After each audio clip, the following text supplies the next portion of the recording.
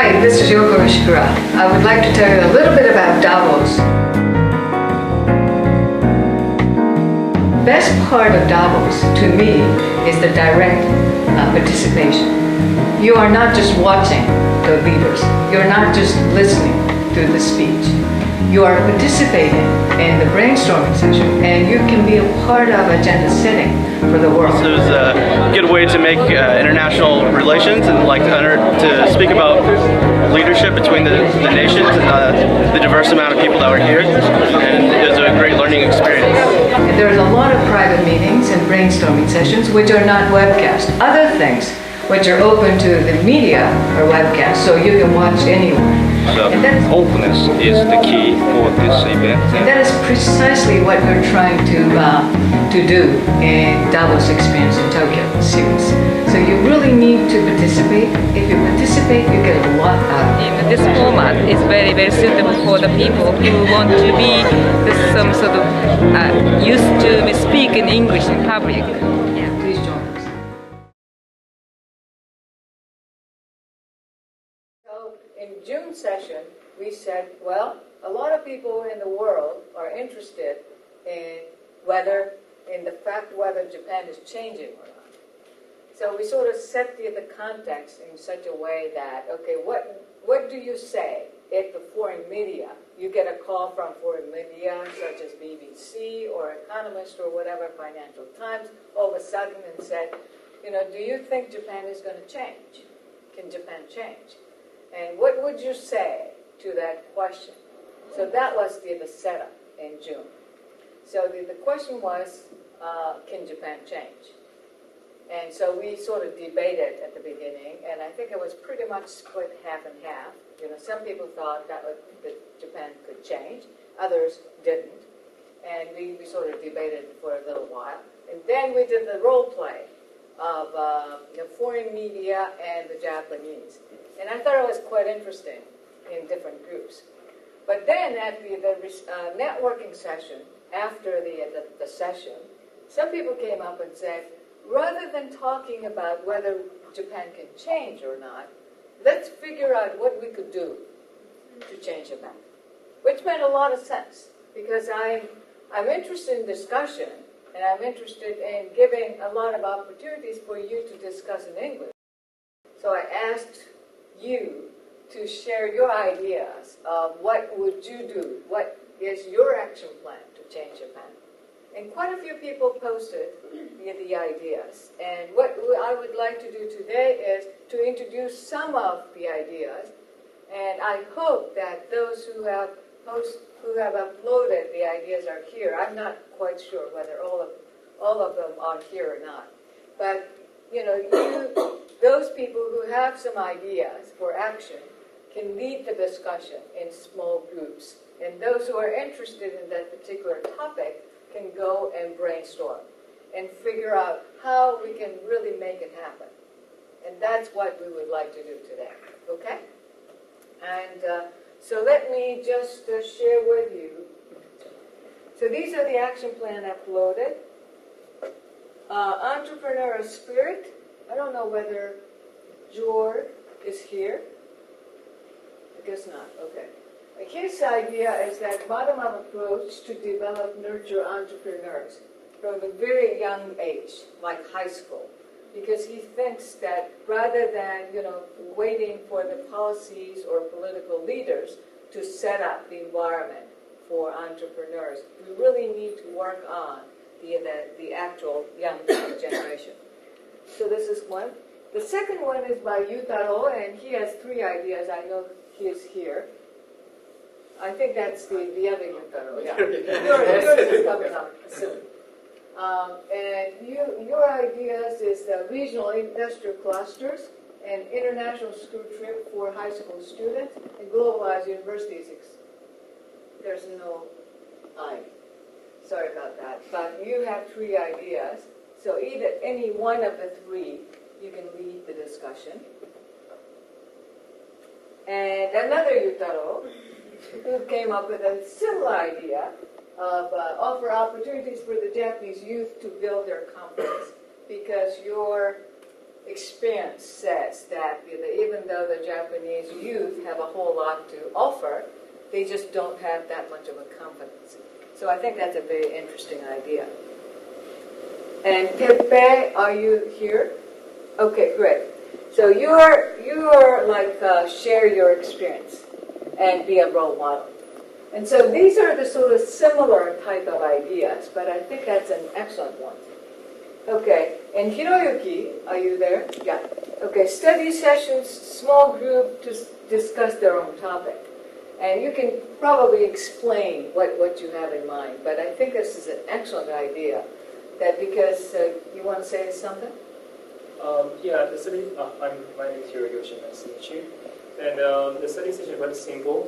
Just 10 or 12 of us get together, and each of them basically work for different companies. So it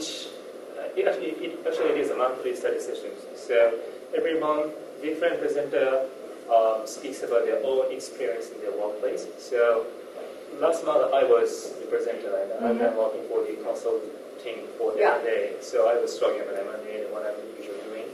And this month, the guy who worked for Bank of Japan, so he was explaining what the BOJ is doing now. So it's really interesting because I know what the BOJ is doing on the newspapers, but concerning about the workers level, I don't really know about it. So it was quite interesting. So it is quite simple, but it's really interesting.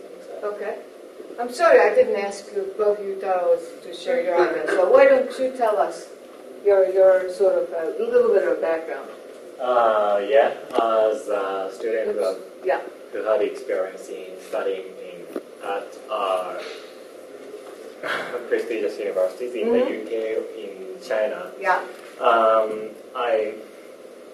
I had a lot of chances to raise my hand or stand right in front of teachers to ask questions or to say my opinion. But because of lack of confidence, I couldn't show what we have in Japan as a Japanese. So it is a very first step or very small step, but in the right direction. Okay. I think. Yeah. So you can share that experience with others and figure out how to build confidence. Tepe, can you tell us a little bit more about this? It might be a kind of role model for young people, especially who are kind of behind the student. Right. Can catch up with others. Yes. Because they used to be like that. Okay. So, Okay. That's excellent. Let's see. The other you have a lot of I have a lot of ideas, but yeah. what I'm doing right now for work is regional industrial cluster exchange. But I want to share the second idea for here today, international school trip for high school students. Yes. And that's like, when I was in junior high school, I went to New Zealand for only 2 weeks. When I was in junior high, I really couldn't really speak English well and fluently. But that experience opened up my eyes, and I felt, the world is, really so, I don't know how, it's so interesting. Yeah. That's what I felt at the first place. And then I wanted to study abroad in high school and in university as well. Okay. So I think that experience really worked well for me. So I think that I really want to, give Japanese youth to these experiences. Excellent. Let's see. Is Hironori here yet? I think he's coming, but later on. Carrie? HR business for flexible work style and hours. Can you tell us a little bit more? Yeah, it wasn't really HR business. I created a company last year because I was working for a large company and I was asked to be relocated to Turkey, which I didn't want to go because my family couldn't leave Japan. So I started my own company and I hired people who wanted to work but couldn't work for several reasons, such as raising children, taking care of their parents, for pursuing education. So now they work part-time, but they work for large projects like as if they used to, and they get paid for the same amount if they complete whatever they promised in a certain period of time. So I would like to pursue providing the flexible working style and hours, because some people work only for 9 to 11 a.m. 2 days a week. Some people work 10 p.m. to 2 a.m., which I kind of don't like it, but can't help it. So flexible working hour means that they can work anytime they want to work. It doesn't necessarily mean that they have to work during the daytime. So that's what I want to do. Excellent. Satoko, I don't think she's here yet, but I hope that she's coming. But she's a working mother, but she wants to, promote her career. So I thought it was a very good idea, how to do it. And is Shuichi here? Okay. Can you tell us a little bit? I have just known about this event here just last month. About 1 year ago, I was interested in the Shikura. I wanted to join Shikura's some session. Here is the reasonable price. Yes. The other one is very expensive. The name, right? Yeah. So, this session is very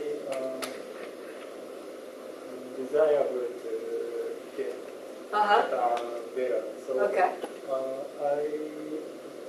I'm disappointed that it's scheduled to end by December. So Yes. I hope this session keep going on beyond December. Okay. Thank you very much. I think we have every intention to continue. So even though we just set the dates up until December, but we'll continue. Okay, Eiji is not here either, but he's essentially saying expand network and activities to see things from different perspectives.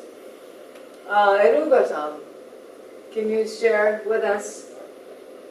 Yeah, I just made it a little very, very short. That's right. But last session we talked about where do we invest, ASEAN countries or Africa, and we sort of took the vote. Which one would you go?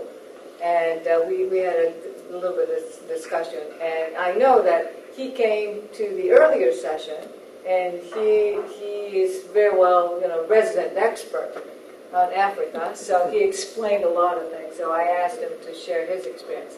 Can you say a little bit? Yeah, I mean, as per since his request to keep a line on Africa, I actually made some suggestions. But to look at the question itself, the semantics of the question, can Japan change? Yes. As a non-core member, as a stakeholder for the change that will happen in Japan, I think you'll understand my reluctance to go into the other aspects that are very fundamental. But I believe the only constant in life is change. Everything has to change. But now, in perception to Africa, so far, corporate Japan has considered Africa to be a hardship destination. So they don't send the best brains, or they don't assign the best brains to projects to Africa. So from the very beginning, they take Africa as a challenging destination, so they don't expect success, they expect failure. So with that mindset, it's very difficult for people to be motivated.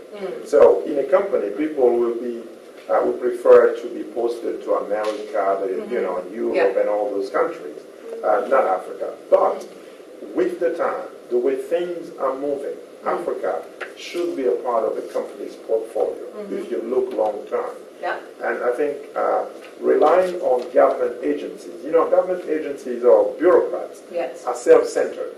I'm sorry if some of them are here. But are there any bureaucrats? Okay. They're very self-centered. Yeah. And in my experience, you will go to Africa as a Japanese company. I go with my colleagues, and we'll go meet some of these guys in country. Yes. They seldom tell you something positive.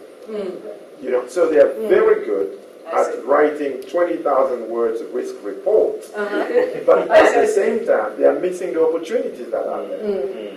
So I think changing that perception, attitude, would be a very good thing. Okay, great, excellent. Thank you very much. Is Tomo here? Okay.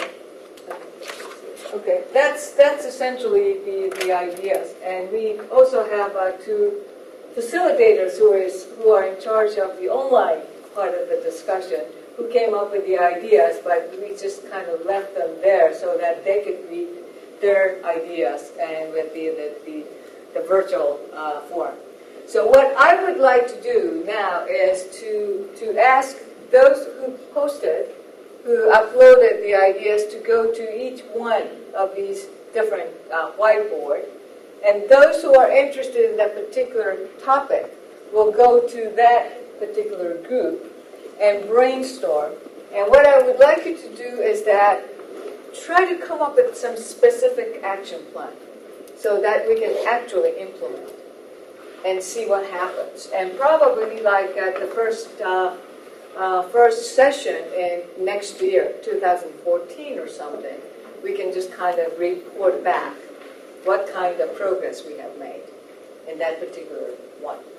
So even though I know some of you have not posted or uploaded the ideas, but go to the group that you're interested in. And some of the ideas are pretty similar. So you can start off with a small group and get together either way, okay?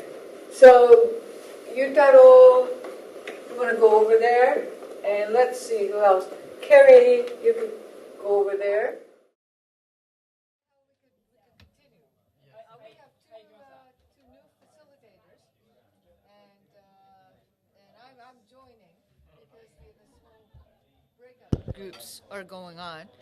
So why don't you introduce yourself first of all? Okay. So my name is Francisco Valencia. I'm from Mexico. I'm a master student in Tokyo Institute of Technology. And well, go ahead. My name is Asami Matsumoto. I'm an entrepreneur. I just launched my startup this summer. Okay. Robert? My name is Robert. I'm a master's student at University of Tokyo. Okay. What about you? My name is Yasukana Konish, and I'm a master's student at University. When did you start calling yourself? Yeah. Okay. Can you repeat me your name again? Taka. Yeah. Okay. Yasutaka Konishi. Great. Excellent. Yeah. Okay. Okay. And just for your information, if some of you are watching, we used to have Boris and Keita, who served as a facilitator in the past. Yes. And they're out of the country studying somewhere. So I think in Europe, both of them are. Okay. So we kind of lost them, but we hope that they'll join us sooner or later. Yes. In one of those events. So we will support just for this time. And Frank, I believe that you have come to this session before. Yes. Not as a facilitator. So Not as a tell us a facilitator. little bit about your experience.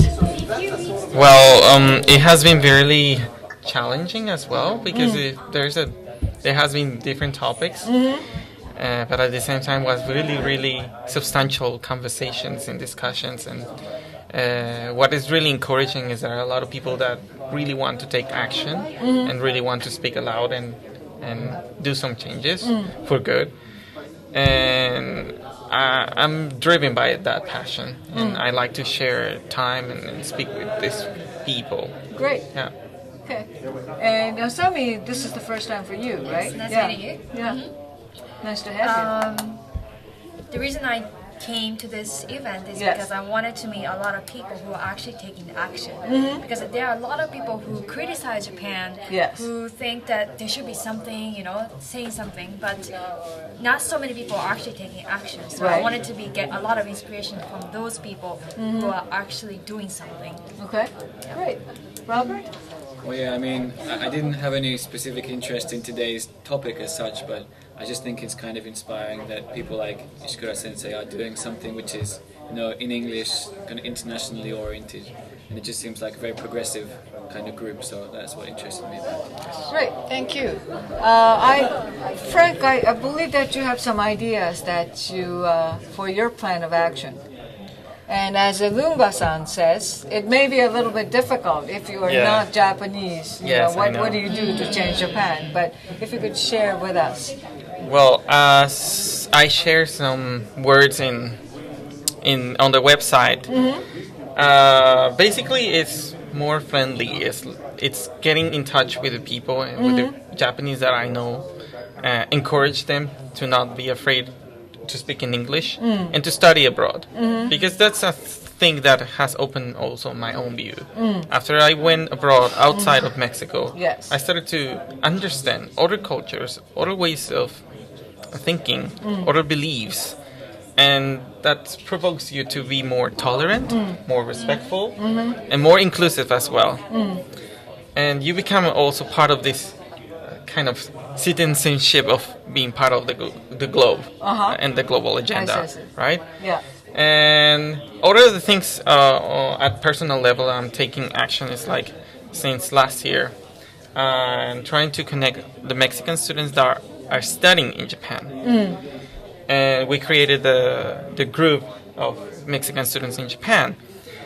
And we found Mexican students even in Okinawa, which is very impressive. So for me, it's really important for us, it's really important to localize these people who are, we call it the qualified diaspora of Mexicans in Japan, and connect with the people that are also interested in Japan, Japanese, to study about Latin America, because there is a lot of potential of research as well, and a lot of potential of business as well. And we are trying to connect with these people, people who study in Sofia and Hitotsubashi, and we're going little by little in connecting with the right associations or the right institutions, and even companies now that are targeting on our countries, not only Mexico, but also other countries in South America. And I think it's very important for that thing. It's like localize the Japanese and the foreigners that are bicultural and can understand how we do business in Japan, but also how we can take business out of here to other countries. And that would be one of the main projects. Yeah. Okay. I think one of the participants who is leading the discussion said that a lot of Japanese youth need to build confidence. Yes, of course. Do you find that, while you're here, or do they seem to be a little bit shy or afraid, even though they are not outside of the country? Of course, I face that. I face encountering people who are shy, but when I connect with them, I can feel they also have bright ideas. But it's not that they are shy. They are afraid of failing or being criticized as well. Because I heard even, like for example in academia, they have some proposal about certain topic, research, and they are afraid about being rejected by their own advisor or other professors, because it's probably not going on the path line of his supervisor or her supervisor. So this is the kind of thing that creates some conflict, but it's not all conflict, it's also an opportunity, right? And also when probably you are trying to find something, but it goes wrong. But what I said is like, it's not as negative. You just find that path doesn't work anymore. So you just try again. And that's the way I approach to my Japanese friends. Like, hey, don't be afraid. It's like, try it. There's a way to talk with people. It's not like, don't focus on the negative answer like a prejudgment. Try it. Make some try to get some resourceful information, and try to get the way to attract your professor as well to be interested. I see. Good. Okay. Let me ask Yasutaka about. I think what you are trying to do with your project is try to get the young and upcoming people to have opportunities to show their work, right? Do you find them, a lot of people sort of shy or, afraid of being criticized? No? As for young movie director, Mm-hmm. now in my research I make a platform like YouTube. Yes. And give the young movie director to opportunity to show their film to the people. And I found that young movie director doesn't afraid of showing their films. But I think it's just there are few chances to show. I see. So once I gave the chance for them, they are not afraid. I see. Yeah, I think so. Yeah. Okay. So I think you're giving a very good opportunities for them to show their work. So. Good. Excellent. Let me ask Robert.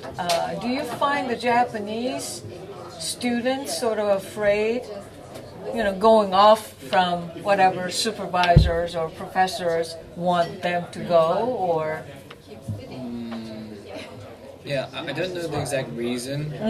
Like, I didn't kind of hypothesize in a sense, but yeah, I guess just It's okay. Sorry. I'll hold it. Okay. Okay. Yeah, just as I think Frank mentioned, maybe some fear of being criticized, or what is it? A fear of? Fear of something. I used to think it was they just didn't want to put the effort into criticizing me, because then that would take maybe I think it's a fear of confrontation, perhaps. So like if I give like a presentation in my seminar group, yes, and somebody questions me, and then I talk back, then they put in a position where they have to kind of fight against me. And I think this disrupts the unity of the group. So they would prefer just to agree with me and keep me happy, rather than causing this potential antagonism. Because I remember hearing that with Japanese especially, like if you have a big argument, it's quite difficult to become friends again. It's like there's a separation. So I think maybe with like, I don't know, American students or something like that, they can argue, they can debate, but then they can go for a drink afterwards and be fine with each other. But maybe in Japan, that's not such a culture like that. So maybe it would be easier if students could forgive each other quicker, or not take the words too seriously, or I don't know what the solution is, but that's just the general kind of feeling I've experienced. Okay. Do you know the word KY? Yeah. Have you heard? Yeah. KY is really symbolizing the culture of Japanese people, young people. KY literally means like you cannot read the air. Air means like what other people are thinking. So here in Japan, what's most important for you to establish good, social relationship is to be able to read other people's mind and to say what other people want you to say. Have you come across with that often? Yeah, sure. And even in some part of my research, I deal with cultural dimensions, and I found out some details about individualism and collectivism, and I think that's a particular thing that happens in Japan.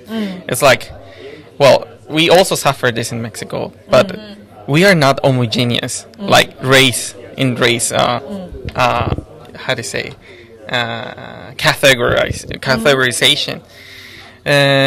But there are opportunities how to project a change of the behavioral dimensions of a country. But in Japan, probably for me, it's even, difficult to think about it, because I don't understand many of the background. And the history is really important. And, I don't know what to say. You have some comment? Yasutaka, do you feel that you have to read the air? Yeah. About this year. Yeah. KY. KY. Yeah. Yeah. Maybe, we Japanese is Japanese feel the very AI is very important. I don't know, but because they are very focused on communication and not only not they focus on not the own opinion, but Right. I think more focus on how to well communicate. I see. So try to avoid the conflict. So maybe Okay. we lead there. Yeah, I see. I let me share my experience. I ran a workshop for the high school students from Saitama at the end of August. Okay. And this is the group of students, about 40 of them, and they were to be sent to Boston in November. Okay. So Saitama, prefecture sort of sponsored this program. So they wanted me to run the workshop. And they said, do a part in English. And it turned out everybody wanted to do everything in English. So I did the whole thing in English, which is great. And they were very interested in going abroad and so forth. And before my session, there was another session talking about Japan and culture. And I think much more from anthropological perspectives. So I asked the students at the beginning of my session, what did you do in the morning, in the morning session? Tell us what you learned. And one of them said that, I think a couple of them said that a lot of things which I heard were very negative about Japan, such as KY. KY. It's not necessarily a bad thing. Because you need to, if you find it sort of, you are forced to suppress your opinion, that's no good. But reading there may not be that bad. I think it's a quality at the same time. So I thought it was very interesting. Yeah, And the high school students always thought, reading the air is a bad thing. That's one of those really negative things about Japan. And he said, not necessarily. It depends upon the context. So sure. I thought it was very, very interesting. Just to have a little bit of a perspective. Yeah, and talking probably another topic like the gaman as well. And I also think that it's not a really bad thing that a lot of people criticize. Yeah. There are a lot of things that you can stand for and create positive, results. So. Yeah. Let me ask Asami-san. You said you're starting business, right? Yeah, I did. Tell us a little bit about that. Okay, so the mission of my business is that I want to bring diversity in Japan. So which is kind of related to what we've been talking. So it's been long that Japan has been really homogeneous society and we haven't been so accepting a lot of differences. Right. And the result of it is that Japan is in the tipping point, I believe, that we are going to go to the direction where we're going to be too unique. That's not going to be accepted by the global society. And we don't accept many different people to come in. And maybe as a result, the economy is going to get sinking and more. Another way that I'm seeing the positive story is that we're going to accept more diversity in Japan. And with those diverse background people, we're going to utilize what we already have technology-wise and culture-wise, turning into more innovative ideas, innovative products. And through that, Japan can really contribute to the world. And not only Japan is going to do the economically good, but we can also contribute to the world that way. And I don't want to see the first story of Japan myself. First scenario. First scenario. No. Because I'm Japanese, and also I also think that what Japan has is so precious, technology-wise, culture-wise. So I don't want to see that one.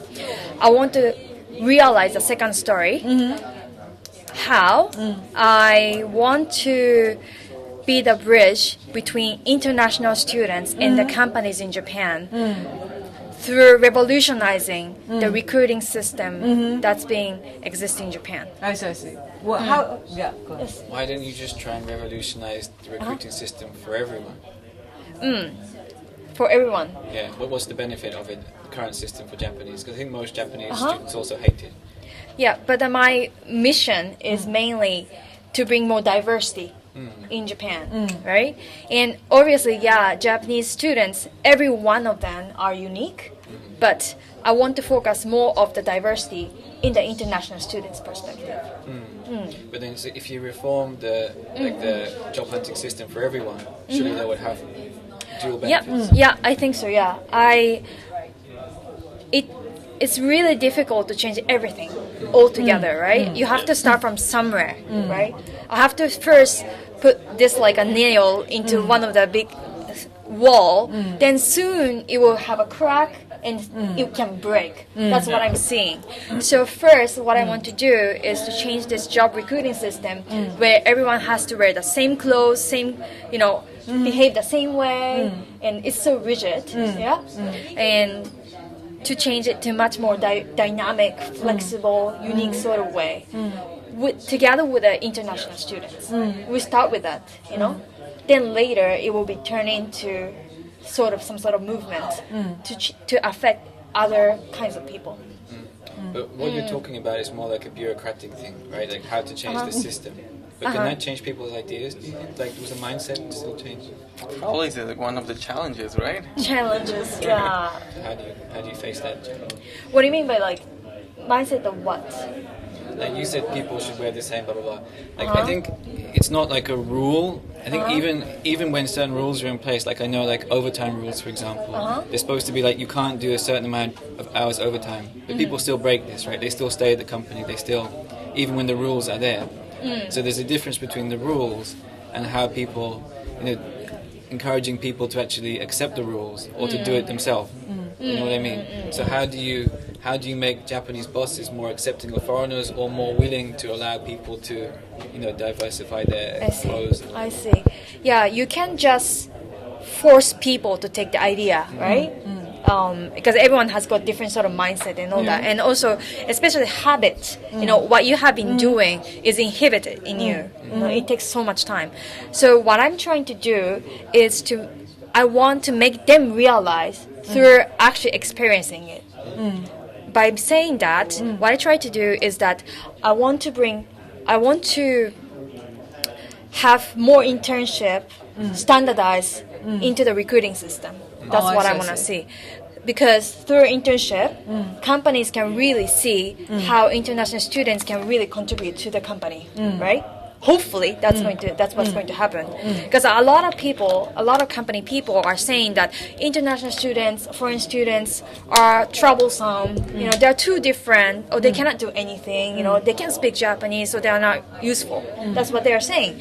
But what we have to do together with the international student is go to the companies together and say, hey, look, what we're going to do. We're going to achieve so much. I'm going to surprise you. And at the end of the internship, hopefully the companies will realize we've been making a mistake. We're going to start accepting more diversity. That's what I want to do. That sounds good. Thank you. I think it's going to be little by little, right? Little by little. Small efforts. Exactly. Because first challenge that I'm having already is that in Japan, this long-term internship doesn't really exist. When they say internship, it's like 1 day, 2 day marketing event. That's it. So you can't get a visa for that, maybe? Visa is no issue. Okay. Just a system-wise, I had to fight for that. But as I said, I can start with everybody, every company. I have to choose the right kind of companies. So you're like an agency. Yeah, basically, yeah. So do you target certain group of companies or? Yes, I do, yeah. I'm targeting the companies that are already claiming that they want to have an innovation through diversity.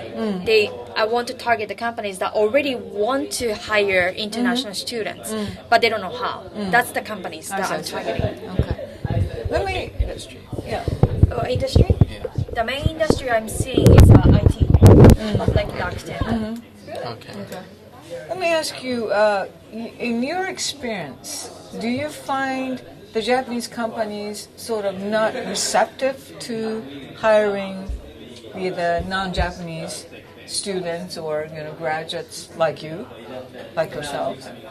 Well, I think during the last 3 years that I've been here and seen the experiences from my superiors or my senpai, I think like 3 years ago, changes started to happen. Like, of course, I can hear like names like Rakuten or Uniqlo, and well, I hear probably more issues or obstacles in the most pure Japanese companies, like I don't know, Toshiba and or Panasonic, Matsushita.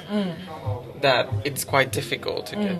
They want the foreign students to behave through all the interviews like the Japanese and to speak really good Keigo, and if not, they are not worth it. And probably one of the most frustrating things is like probably a lot of people personally believes, but I think I can do this job, and at the end, like Keigo or all these protocols, probably for foreign students are not like, how to say, reliable, useful, or what they can contribute, right? So you think that my target should be that kind of company, that are traditional? Well, it will be a really big challenge for you, but that's where you probably are needed. Yeah. I will put it because I think maybe the problem with what Asami said is that how do I say? I think you're assuming that the Japanese companies, they're aiming for profit. That's like the big thing they want. But I think in reality, like the intercompany politics, the social situation is maybe more important if they treat it like a family, right? So I think they assume that the foreign students will never be able to understand these kind of reading the atmosphere, something like that. So however talented they are, however innovative they can make the business, they still won't fit in with the rest of them. They won't be able to, adopt to the politics. So they're kind of anticipating that problem and saying it's just not worth the effort to try and integrate them. So I don't know how you get around that. I think here what you can match from the initiatives that we have in our own group is like how you can also grab some of their interests. Like we're talking with some recruiting companies that are interested for bicultural Mexicans who understand both sides. So it's also a target probably for you. It's like international students or international professional people are needed in order to understand this. Because, for example, what happens in my own experience is like in talking with also these recruiting companies is like, but we send some Spanish people who learn Japanese in Spain and to work in Mexico and they're not giving good results. Of course, they don't understand our culture in Mexico, and they haven't been in Japan, even though they study Japanese. At the end, also the language, it's not the most important. It's like understanding culture of business. So do you think that how business should be a bridge for bridges? I think so, yeah. That's one of the targets. Yes. Interesting. I remember that, I think probably last year, there was an article in New York Times, I believe, that says that even though the Japanese companies say that they want some Japanese or international students with some overseas experiences, when the Japanese students with the overseas experiences contact them, they said no. So they said, what that's essentially you lip mean service. International students or Japanese Japanese students? students, even Japanese students. That's another topic too, Yeah. I think. But I think they should not stop going abroad, Japanese people, and anywhere. And I heard some people that I just speak Japanese with them, and it's like, but I don't want to study English. It's like, well, try another country. There are many other languages that are probably phonetically are more easy for Japanese, and if you're interested to another markets, why not try in Arabic or Spanish or Turkish or whatsoever? It's like it's not like really a necessity to just learn English, but another culture, another languages, or several ones. Yasutaka, let me ask you the question. You have had some business experience, right? And when are you trying to get a job at the company after you graduate, or are you starting your own business? I want to. I will get job hunting. Yes. Yeah, maybe. So you want to work for the company? Yes. Maybe, Rather than I see. I hope so. I see. Yeah. What do you think? Why? Why? Why? Why?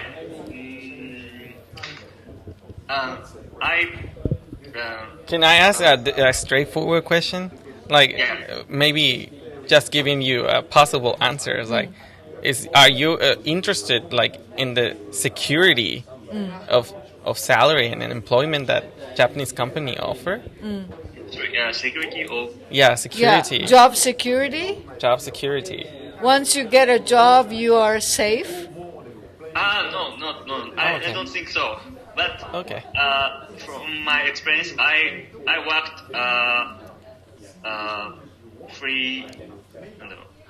I worked as a freelance public creation. Yes. Last year. Yes. For about 1.5 years. And from the experience, I think if I worked as I have worked on work. I have worked as a freelance. Yes. I can get the job as my. I can't get the job higher than my power. So if you are freelancing, you can't get promoted. You can do certain job. Extend my ability. I want to extend my ability. Yes. If I worked as a freelance, maybe I can't extend my ability less than a company. Oh, I see. So you think that? So you can't take part in such ambitious. So you mean you can't do such like ambitious project or something like that by yourself? So if you join the company, you can do a bigger project, more ambitious project. I see. Okay. I don't think so. Well, I work for companies and also work for governmental agency, and I find that a lot of companies are putting restrictions on you. You're not really free to say your. They're not really trying to take a lot of creative ideas, innovative ideas, because if the company has been working well that way, they don't want to take a challenge that might work better or that might work worse. Then, especially I was in a governmental agency, and I'm a really creative person, and I was suggesting a lot of ideas. Why don't you do this? This one doesn't work. This one, what about this? Really action plan with it, But a lot of people say, do some more analysis. Take this, what about this and that? I've been really frustrated. Well, right now as an entrepreneur, I have my own company. Every day I can come up with new ideas, and I'm so busy to realize my new ideas, and maybe to make this idea into bigger scale and like make a result. It may take time, but what I'm seeing is that there is still a possibility for making a lot of creative ideas into the big result. So I don't necessarily think that being entrepreneur or being freelance is going to limit your possibility. It's just more challenging. That's it, I think. Interesting. But if it's your dream or your goal, stick to it if you want. Okay, take also the risk. Take also the risk. We're not trying to change your mind. Yeah. I heard from quite a few engineers, young engineers working for the big corporations. They said they want to sort of, spin off. And yet they are afraid, and I think most of their friends think that they're crazy. And because they, if you work for the big corporations, you can get, you can do sort of big projects. But I said a lot of engineers stay on, but they look pretty dead. So I don't know whether you want to be like that or not. Yeah. Also, I think maybe in Japanese company it's more difficult to take like individual credit for the idea. So like even if you do a good project, the company gets the the respect. Like I think I read the book. What was it? Was it some stupid example like Pac-Man? The guy who made Pac-Man, he was never recognized. He just got the normal salary, even though he made billions of dollars for Namco. He's still just the average salary man. He didn't get rich. I see. The karaoke guy. Oh, really? Who invented karaoke. Credit on it. Yeah. So even if you have a really good idea in the company, you won't get the respect for that. I think in comparison to being an individual, maybe. Well, I think I see that Rakuten is taking a different step though, because I have a friend who's working for Rakuten, and he applied for a lot of patents, patents, yeah, and he got credited for that. He got some sort of bonus. But he said like he would have been obtaining more money if he'd applied the patent himself. Yeah, but he still does it, for the company. I see. Okay. Sorry, this is different. Can I talk different point? Sure. Yeah. I was just thinking about actually, as in St. what was his name? Was it Woodford? Michael? Oh, Michael Woodford. Was it Michael Woodford? Yeah. The guy who was the Olympus boss. Yes. So I think these kind of experiences. Sorry, I can't do a good job of explaining, but I think maybe some Japanese companies have had bad experience introducing foreign bosses or foreign element, and they didn't understand the Japanese system, and this had a bad impact. So, do you think this is how to change the image? Do you know what I'm talking about? Olympus, I don't think. Olympus got like the first ever foreign CEO, a British guy. But there was some scandal in the company. Like he revealed the kind of hidden. They were like inflating the value of the company artificially, and he revealed this as a big scandal. And then, because he really couldn't read the atmosphere in that sense. So yeah. But Nissan did a really good job, right? Having the foreign CEO, Carlos Ghosn. Yeah. Oh. Yeah, Carlos Ghosn. Okay, go ahead. Yeah, he's like a hero for Nissan. He helped Nissan to have more profit, put them back to the business. And right now, I think in Nissan, 60% of the employees are foreigners, and that's because of the Carlos Ghosn success. Yeah. So there is a positive example exists. They're one of the most diverse companies. Yeah, it is. Yeah. And there are some companies that want to use the Olympus example to stay non-diverse, but there are companies that already have will to change that will use the Carlos Ghosn example, Nissan example. It's just a matter of which example they will refer to. Okay. Right? Yeah. And it's also related to our kind of mindset to create more, noise about the things that go bad. And we inflate also. And we also create kind of a gossip about this kind of topic. But it's really important for us as new generations or people who are willing to change, to keep on the positive results and to learn from these positive experiences, so we can just keep all those negative experiences aside, so we can find a light on our path as well. I think that's very true. It's half full or half empty kind of idea, or it's also like if nobody has shoes. Do you call it the great potential market, or do you say there isn't any customer? Sure. So it's you can take either way. I think maybe since maybe Japanese tend to be more risk averse, so they naturally take the stance of the pessimistic stance. They're trying to minimize damage. So maybe this mindset has to be approached. Yeah, but at the same time, though, as I mentioned, I think after the Prime Minister Abe came on board, I think people's mentality or the mental attitude really has changed. It used to be really, I mean, we were stuck. And, you know, we did have every reason to be stuck because we had no growth whatsoever in 2 decades. So, but I don't know, it still remains to be seen. And sometimes I think, in my case, it really does depend upon who I talk to. Some people are very open, you know, sort of very positive and take a look at the whole world and things, and others are very, very domestic, and they seem to be very negative. And I think that's very much related to the way that the questions are received. I mean, I ask some questions, and some people get very offended and very threatened. For example, I said something like, you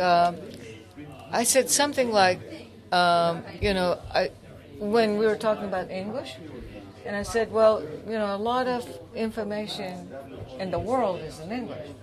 So if you learn, if you know, your world is going to be much bigger. And so I said, and I was talking to one of my students, and I said, why not? You know, this is like the tool. And you have to use a lot of tools. You have to learn how to use the tool, but you have to use it very often. And he said, well, because we don't feel it's urgent, so we don't do it. I see. So I sort of explain, I share that story on my tweet. And I said, well, you know, I understand, you know, if you're 60 years of age, you don't want to do it because it's not, you know, it's a lot of work. But if you're 20s, I think I don't quite understand why, because you have a whole life. Then somebody got, one of the comments that came up is, I think everybody has their own way, which I agree. It says, unless I get executed or something, I'm never going to do English. So I said, fine, you do it yourself. But I mean, like, it was like ridiculous to me. I mean, why do people feel so threatened? I just said, you know, if you're 20 and if you're limiting your own world in such a, you know, way. And but I had no intention to criticize. I said, just, you know, you have a choice. You can do either way. This isn't really related, but like from my perspective, sometimes I feel a little guilty because like I was born in the UK, so naturally I can speak English. Yeah. But so I think it's unreasonable sometimes in your position. Obviously, you made the effort to internationalize, so you did it yourself. But sometimes I think it's a little unreasonable for like Americans or British or to expect naturally. Because if I didn't speak English as my first language, I'm not sure how I would feel actually. Like I don't know.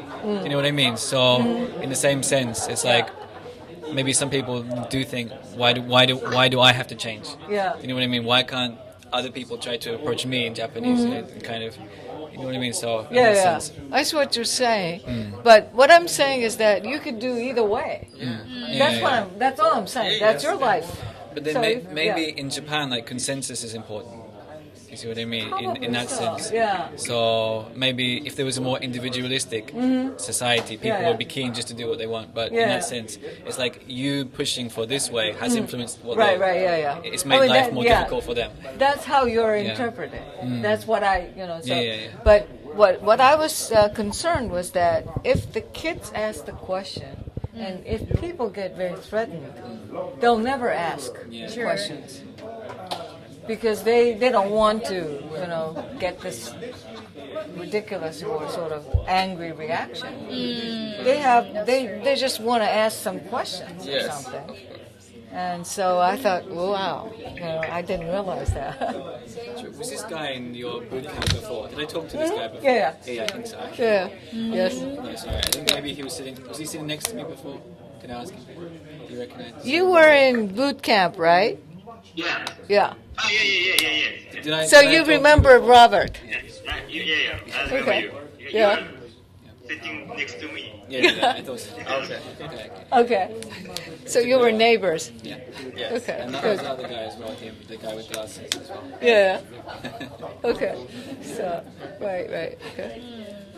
So this is a reunion, virtual reunion, so to speak. Yeah. Okay. Good. So let's see. What do you think? What conclusions do we have? About? Yeah. Different? Well, yeah, because are we not going to? Are we supposed to have some conclusions? Yeah, you're supposed to report back what we have discussed. Yeah. What we That's have your discussed? We discuss many things, right? Yeah. But basically, we believe that we agree that these changes that we can do are not only Japanese code. We as a foreigners do that. We believe in this country, and we can do things together. And I think that's a key point. The people who are key elements in this society, like professors, respectable professors, or people who are believing in or doing changes, and that we are connected. If we agree and we follow all together, we can create changes too. And we can bring all those elements like globalization and create little by little these cultural changes too. Because I don't believe that Japanese will lose their essence of their culture, because it's so beautiful as well. But the pressure from outside, it's making us like to create some change, right? So what do we do? What do we do? Yeah, like how do we change? Well, as I said, probably you have your own chances to do your own thing. As like your decision, your own choice.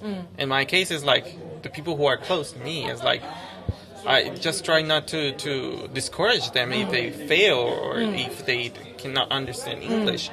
Or if they believe that are not going in the right path in their professional life, or in their in their academy research. So it's like this kind of things. Like tell the people that young people that they have lots of time. I would say like one of the things that we learn is that yes, to take action to change the world or to change society is important, right? And we have our own agenda. But I think from what we've been discussing, we also have to think that we have to accept other people taking a different sort of changes or different actions. I think that's some sort of learning from our conversations, right? Because everyone is different. Everyone wants to say, I'm good, I'm right. But we have to also accept others saying I'm good, as they are. Yes, of course. I think that's one important. Of the what do you think? And probably this is related to what I talked with you before. It's like also to give credit to all these people who criticize young generations. Oh yeah, you're right. You make a big effort, but in this time, this platform that we are living now, there are older demands. Sure. And the key, probably the challenge that I think so deeply is like how among young generations or changing makers we can bring the element to protect the interests of these people, the oldest generations, among our own projects. I think it's quite difficult, but I think there's a lot of potential there to find out. How do we do that? I mean, because things have changed so much. So the kind of lifestyle that you have now is very different from the lifestyle of the older generation. And I think people are so used to their own lifestyle. So unless something drastic or something sort of forceful things happen, or unless you have an incentive to change, you really want to stick to it. Sure. I think there are some keys on the incentives, right? And I don't think we are going to ask people to change their lifestyles, but how we can include these elements in these new projects, in these new initiatives. How? I don't know. As I said, as a foreigner living in Japan, I need to understand a little bit more about the background.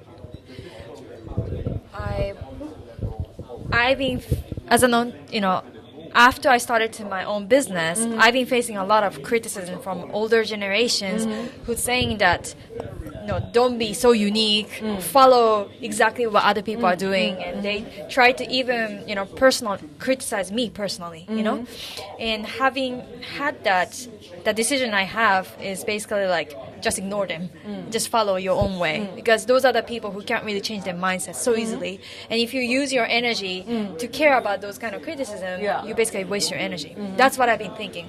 But at the same time, that's just my strategy that I have to take in order to take a step forward for my personal projects. But if I'm talking about general perspective, I think one important step that we have to take is that to make sure that those people will feel that they are protected. What they have is not going to get offended. We show the respect to them that what you have is good as it is. What we have is just different. That's okay, And if we just give them some sort of space to stay as they are, I think there are some ways for us to coexist. That's just a conceptual thing. Well, and I think there is important, like, it is totally respectful if you just ignore it and stop and go on. Because I believe you will find the elements that will approve and they will give credit to your idea. And then these elements will come. And a new, homogeneous, ideological probably group will be created. And these people will see, it's something going there. And that's when the changes are, noticeable by people. And you can create more awareness. But the problem is, sorry guys, but in terms of the concrete action plan, we have to say something. Yeah, what would you do? Because like saying. Is off to the discussion. Yeah, but just saying that we should encourage people to accept each other's ideas, or to be not afraid of asking questions or changing, or to this is not what can be implemented. Because there are some. Yeah, because. You know what I mean? What can be set up, or what can be introduced, or what can actually we do, rather than just saying. You know what I mean? Because the purpose of this is what can we do? What actual plan can we take? This is like a kind of idealistic scenario, right? Oh yeah, but I think here we're giving credit to all the ideas, and as I say, she shared her own things that she's doing right now at an entrepreneurial level, and I share also what I'm doing, and now we know each other, and there are some things that we found like we can match, and it's also that thing like keep doing your thing that you're passionate about it. Mutual encouragement. Yeah, and then when you found these people, share.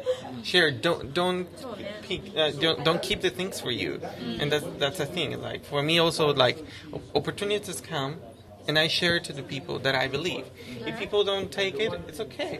But I think I believe I could help others. So then, how about creating like more forums like this, or support groups for young entrepreneurs, or where you can share ideas and you can boost each other up, even if you said that a lot of people criticized you, but I'm sure people here are more open-minded and they'll be happy to support you. So this kind of environment is maybe productive, so maybe making more of these kind of groups. Yeah, I agree with you. I think that's a good idea, that like if we have this kind of environment where everyone feels confident in sharing their idea and taking the action, that will help everyone to take some action. Yeah, and then probably this will come after this, like the change makers as a group as a result of the Davos Experience in Tokyo, and get to know each other and respect others' ideas, and also support if we can, if we are capable to do so.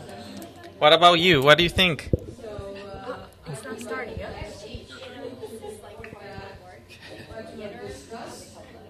You still can hear us? Yeah, so do you have anything to to contribute for the conclusion? Yeah.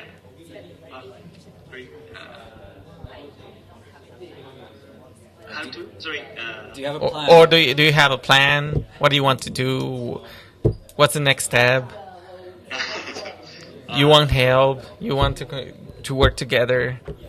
Yeah. It's very.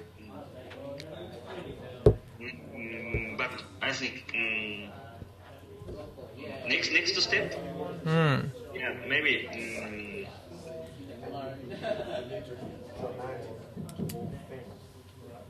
It freeze. Oh, okay. Maybe sharing our ideas or yeah. It is important to share your ideas, but share it to. I will say, like personally, share it to the people that you believe they will accept it, and they will contribute probably back to you. But don't stop if someone says no. Just go ahead. You will find the elements that can contribute.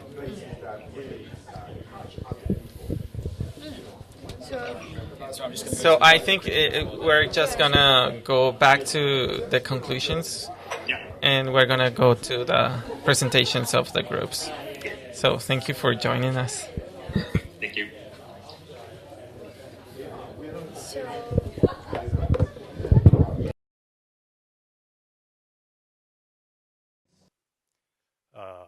Kids or junior high school and high school. It's behind students, this is just for me, but everybody has their own experience that could tell to the young student. Reason why we would choose this one, simply first, kids are treasure for the for our country.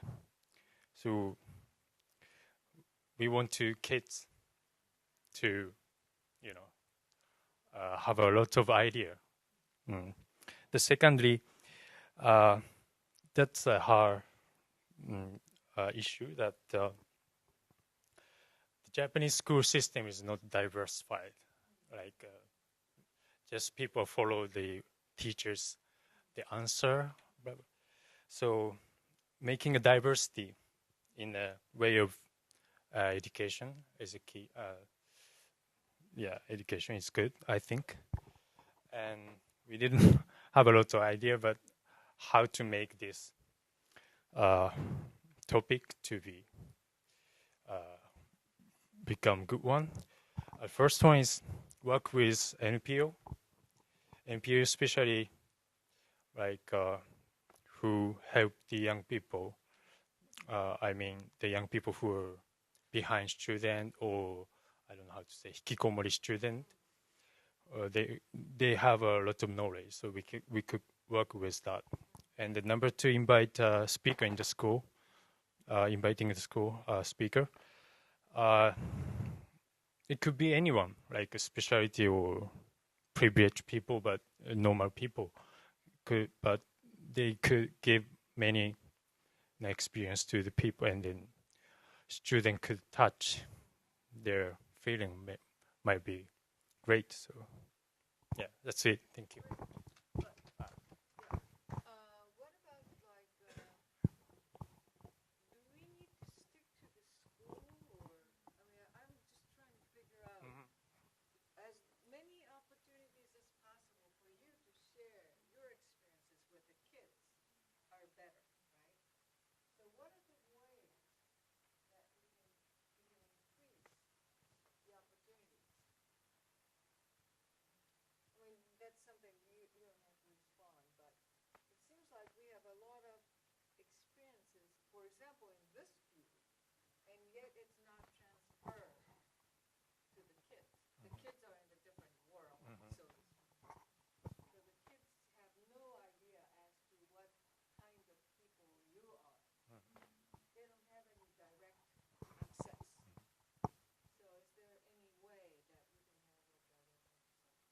That seems to be much more the case. But that's something probably we can do Davos Experience with kids. Okay, great. Yeah. As we thought, we can expect from government to introduce interview exam at entrance exam of Japanese university. Given that Japanese high school students are very keen to have a good job after doing good job at entrance exam, we would like to have like interview, the main focus of which is logical thinking and English. This is very necessary and a prerequisite for doing business or going abroad. And also, I was thinking if I was a parent of a junior high school student, I would like to ask some people working for like outside education to have lessons like if somebody was working for a fish market, children are very interested in the marketing, but the marketing should be like on the job experience, based on the job experience, like how to choose place or how to sell, how to like manage your products. This is very, very, how to say, nurturing logical thinking or like doing business, entrepreneurial mind at earlier age. And also as an individual,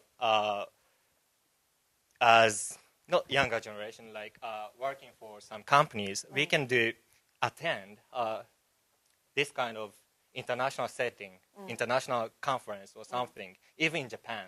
And then we can share experience with our children or much more younger generation to influence. This is what we shared. Yeah. Okay. Thank you. Great. Excellent. Okay, let's go to the next group. The other Yutaro.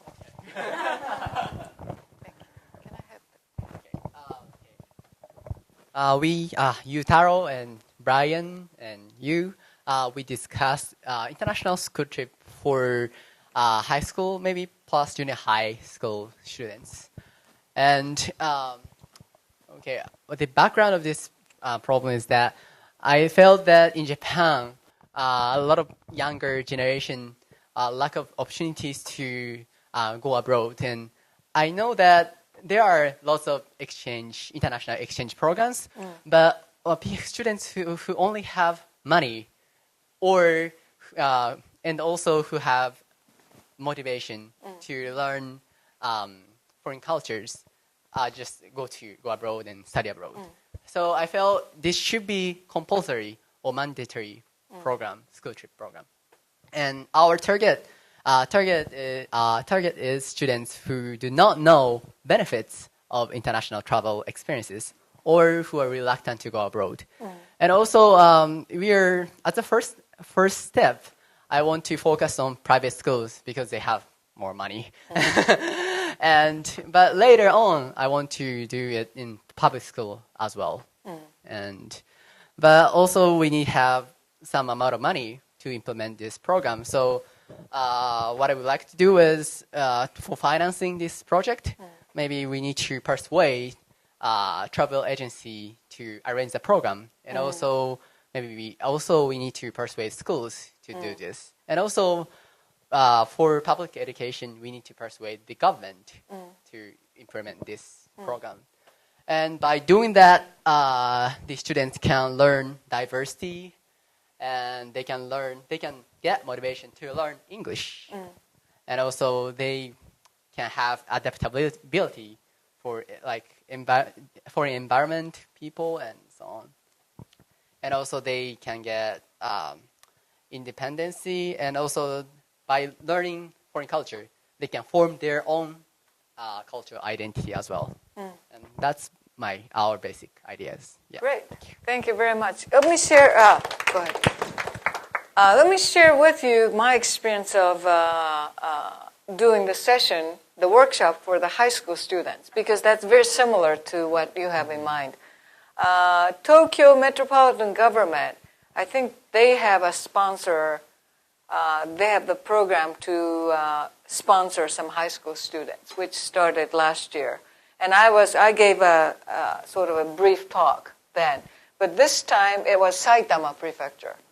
Saitama Prefecture selected 40 high school students from Kenritsu Koko and decided to have several sessions beforehand and send them to Boston for 10 days in November. So they asked me to do the workshop for 3 hours. And I had a great time.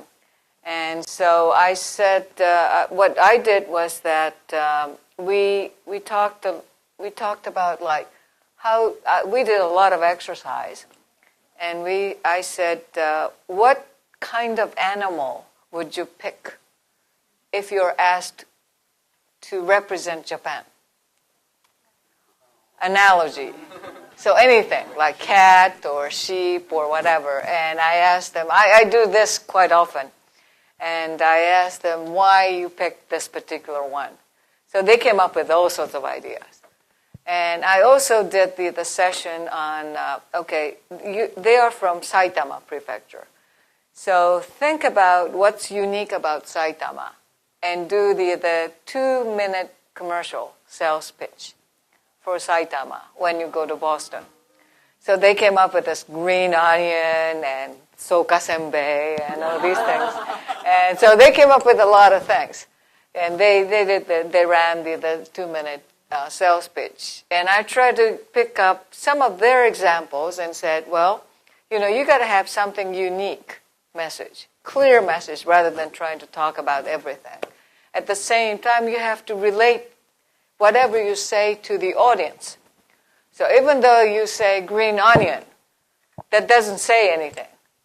This particular green onion from Saitama is good for this or that you eat, or something like that. You have to sort of set up the relevance to the audience and things like that. So I try to use their examples to explain some of the key messages when you prepare the presentation. But I had a wonderful time, and they asked me to do a part of the workshop in English, but I started off with English. And it seemed like everybody, more or less majority, understood. So I asked them, do you want to do in English or in Japanese? And majority wanted English. So I ran everything in English for 3 hours. So sometimes what the lesson is that sometimes the adults or the teachers or government officials sort of assume that the high school students want to prefer Japanese rather than English. But in fact, they prefer English. They want to have more opportunities to speak up and do things in English. So I thought it was a fantastic experience. And nowadays, I'm focusing much younger generation. So whenever I'm asked to do something for high school kids, I do. So I just wanted to share that experience. Okay, let's go to Hiroyuki.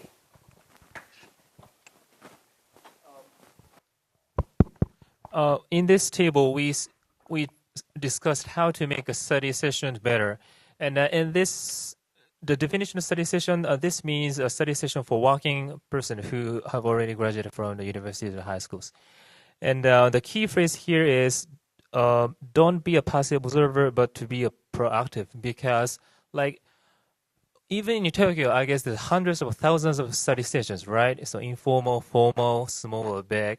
But there's a trap for the study session. Just participate it and got the knowledge and you feel good. Oh, it's good. Great. So it is similar to just reading a book or just watching a video. So those kind of passive observer will never be a key driver to change Japan better, right? So what we discuss here is how to, make the participants of the study session to be proactive. And some of the tips are assigned in a blueprint. And I guess one thing is that the most important thing is how to design these study sessions. So design the rule or space to make participants to be proactive, to give the chances to each participant to speak about themselves and talk about themselves. So in that sense, I really like this Davos sessions because even though we have 30 or 40 persons,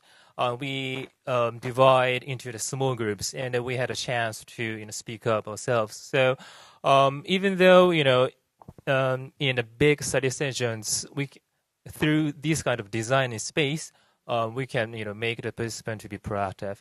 And in our tables, there's a opinion that even an informal one is okay. Just food and alcohol, and even the shy person, start to talk, with a beer or wine, right? So, and with that, we have a chance to access or get to know those shy persons. So, we don't have to think about, formally, but informal one is quite okay too. And the other tips is, even though, Facebook or Twitter is now developed a lot, actually I studied the study station like 3 or 4 months ago, but even though I put the message on SNS, the reaction is not that good. So I started to send an email individually to my friends, and I got lots of replies. So even in the NSA world, I guess those kind of traditional way to communicate is quite important to get, to kind of restart the friendship with my old friends. So these may be the tips quite important to make study session better and to make participants to be more proactive. Yeah, thank you. Very helpful. We'll hit the alcohol and food after the session. So.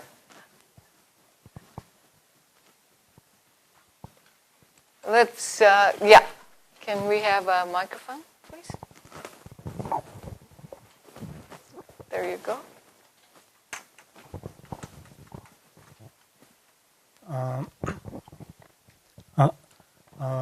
My theme is hope to keep going on Davos Experience in Tokyo. At the beginning of discussion, this theme, no one came to join. So you were pretty lonely, right? Tomo is savior. Good. Only Tomo joined my theme. Yeah, good. Rather than discussion, than interview by Tomo. I see. Okay, that's good.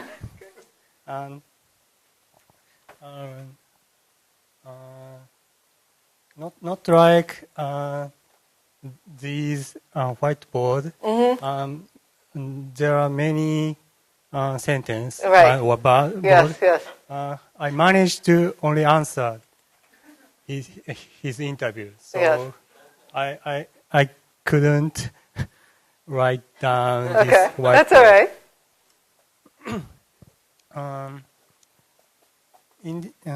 How to keep going on this event? Dr. Ishikura suggests us to how to more develop to this event. My idea is to hold on Saturday or Sunday to make easy to join more people. But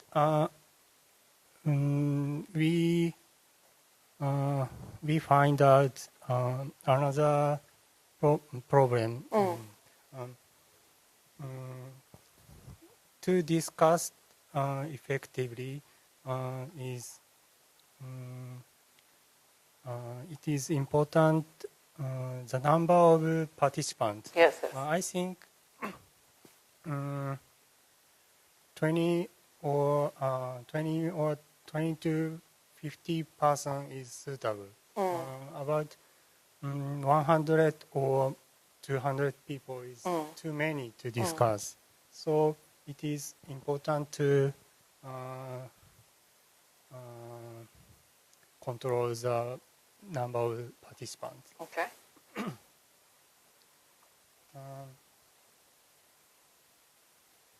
And the merit of this event, I think, held in English. And for me, I want to improve my English. So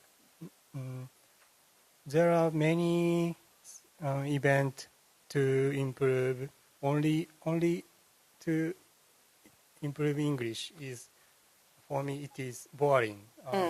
Ishikura's Davos experience is more. We need more capability or passion. It is for me. It is very attractive. Thank you.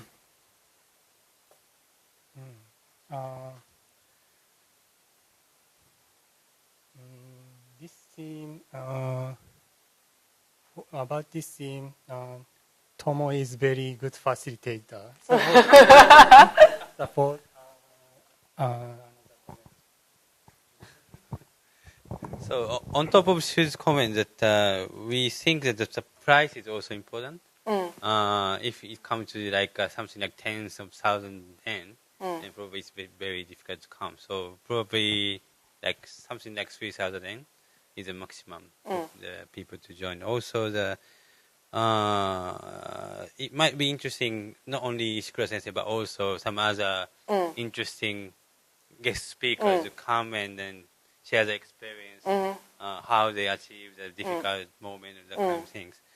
And some other things. So also this time I think this is broadcasted online, but we thought that might be helpful, but that might not, because this kind of interaction is very, very important. So probably we can share this afterwards, but probably keep it like in this 50 is good. Okay. Great. Excellent. Okay, thank you. Carrie? Our team is me, Carrie, Hiro, Lumba, Rumi, Keiko, and Yuki. We talked about flexible working environment. And when you say flexible, it could be any locations in Japan, in US, any countries, at office, at home, anywhere. And also from the time perspective, anytime. And we talked about why I started my company and how we can scale this up to the large corporations, because large corporations are the ones who are controlling Japan. Very true. Very true. Because just the venture, like myself, is such a small, and we cannot really influence to Japan. So the reason I came up with this flexible working environment is to provide the workplace for anyone who wants to work and left a job because of their family issues and other issues. And Japan needs the workforce by utilizing women, as Prime Minister Abe says. And I think the utilization of those who left from workplace because of their own reasons but want to work is what we can utilize. And in order to scale up, we need to influence in the 3 areas. One is policy, because this is where we can influence education of Japan. Also, as Prime Minister Abe says that, well, I personally don't agree with the setting up the numbers, but if the government says that you need to go into this direction, it really does influence Japan. And also we need to influence corporate, and by doing so, we can actually change Japan, because this is the most important workforce that provide the working environment. And culturally, we also need to do so, because when we talked about the changing in mentality, that many of us, probably in Dankai Junior's generation, who have mothers at home as housewives. So we do have our expectations that mothers are always at home and do everything for us. But if they're working, then your mentality would change, and mothers will not do everything for you. You have to do things for yourself. So in order to change mentality, we need to change the culture. And also, how we would change this is through mothers, through women. It's probably going to take about 20 to 30 years to raise the next generation. But if mothers raise good boys, then it will change Japan. So we talked about how Yuki is educating her husband and kids, two boys. That's what we talked about.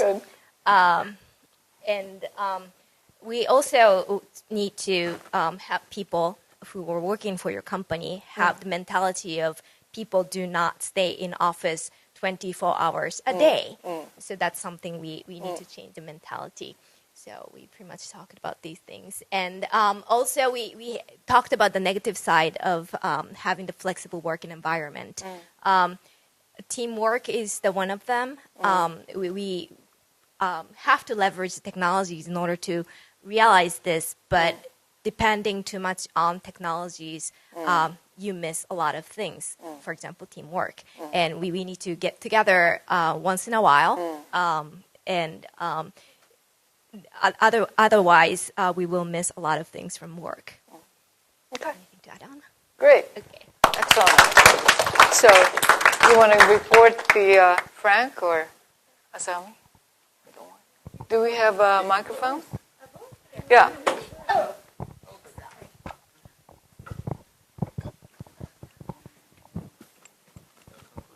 Today. So, we'd like to thank you everyone for coming today to the 7th session of Davos Experience in Tokyo. I think we are making a big start, right? Lots of ideas. And we talk about many values today, right? Like sharing, that is really important. All of us who had a discussion today online, we already started taking action on their own. I myself, I am an entrepreneur. I just launched my startup, and he's been doing a lot of trying to make a lot of changes on his personal level through his friends, and so is him. So are others. And what I learned, what we discuss, is that to take action is very important, but at the same time, to accept others who are taking action is also important. So it's important also to give credit. Like, you have good ideas, right? And you are proud of your good ideas, but give credit to other people that it's in front of you. Like, yeah, they're also good ideas. And we also talk about this as like, it's also important to give credit that what has been done before, it was good, right? Recognize that effort as well, but it's time for the new ideas to come, right? And of course, we're talking about a lot of changes, but at cultural level, right? And I think it's one of the biggest challenges. And one of the things that we concluded in our online discussion is that we are thinking about holding some sort of casual gathering like this, where a lot of entrepreneurs or want to be change makers. All of us are change makers here. Change makers gather and share their ideas and encourage each other. I think that's going to be really important. So, well, we haven't decided that session's date exactly, but maybe after this session, during a network event, whoever wants to join us, starting up this casual gathering where everyone can share the ideas and encourage each other, let's hold the first event soon. And I think one of the things that I would like to add here is like, Carrie, you say like, we need to influence, right? And I think all our projects individually can influence, even if we are like around 50 people here. Because that's the thing, we like to share our ideas, and we support, and we speak about these good ideas outside. To those elements that are movers in Japan, right? And that's the key point. Like, to speak well about our ideas to the people who can create changes, the big changes, of course. So, great. Thank you. Thank you very much. Okay, let me talk a little bit about the upcoming sessions, because I would like to tell you that the dates as well as what we plan to do. Dates are already fixed: October the 11th, November the 8th, and December the 13th. That's Friday the 13th. Topic for October the 11th is Davos Experience for Education. And rethinking education, what's new? and how to make best of technology, new approach to education and learning. The reason we pick up this topic is because next week is Summer Davos, and I'll be moderating the brainstorming session with the MIT people talking about rethinking education. And I'll be also attending the private session on future of universities. So we'll be talking a lot about technology, and a lot of things are taking place in technology. And I myself am trying Coursera, one of the Coursera courses, which I really strongly recommend if you're interested in critical thinking. It's done by Duke. It's called Think Again, How to Argue or something like that. And it's in the second week right now, and I'm watching every day and doing the exercise. But it's a very, very good course to learn English as well as critical thinking. So that's like two birds with one stone. So that's what I recommend. And I wanted to, I'm always interested in online education. So I wanted to try Coursera myself. And earlier I tried statistics, and I couldn't continue. So I gave up. So I tried something a little more familiar to me. And November the 8th, that's going to be Davos Experience for women. So we are talking about empowering women, how we can make sure that the women can play by global rule and not the local rule. And Nikkei is doing this women initiative. And so they are going to be sponsoring our session as well. So we'll have a lot of sort of publicity. And as a matter of fact, Horia-san, who is there, who is with us today, she's going to be one of the panelists at the Initiative Forum on September the 26th, which I would moderate as well. So we're going to try to make the exposure a little bit bigger.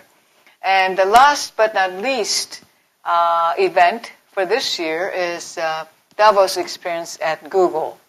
Thanks to, where is he? Yamamoto-san, who works for Google. And Miura-san and I visited Google, and we ate at their cafeteria, which is always very nice. Met with a lot of people, and we're trying to make they have a very nice facilities. So we're hoping that we can do Davos Experience at Google. So that will be a sort of year-end activity with a lot of fun. So that's the upcoming Davos events. And I hope that many of you will join us. And now it's time to hit the alcohol and food. Thank you very much.